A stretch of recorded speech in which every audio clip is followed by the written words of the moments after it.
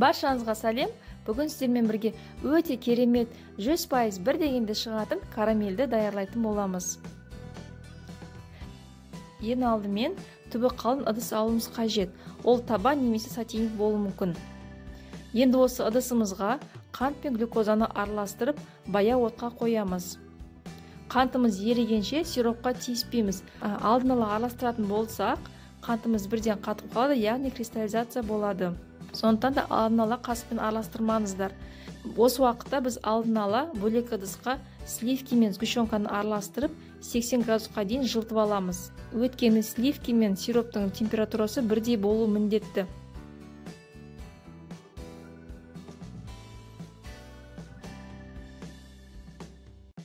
Енді қантымыз ерігеннен кейін жайлап лопатканың көмегімен сиропымыз қоңыр түскенге айналғанға шейін араластырып тұрамыз. Егер де осы видеом сіздерге ұнаса, менің каналыма тіркеліп, қоңыраушаны басып қойды ұмытпаңыздар.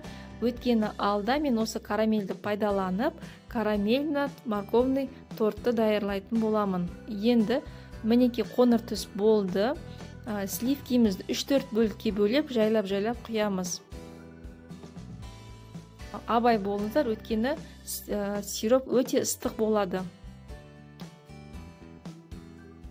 Жақсылап тұрып араластырамыз. Сливкиміз бен сиропымыз бірігіп кетуі қажет.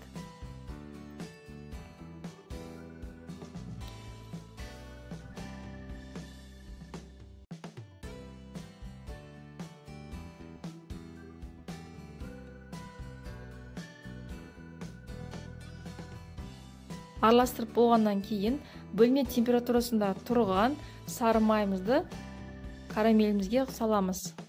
Тағы да жақсылап тұрып араластырамыз. Майымыз карамельге бірігіп кетуі қажет. Егер де осы рецепті сіздерде ұстансаңыздар, сіздерде 100% бір дегенде шығады.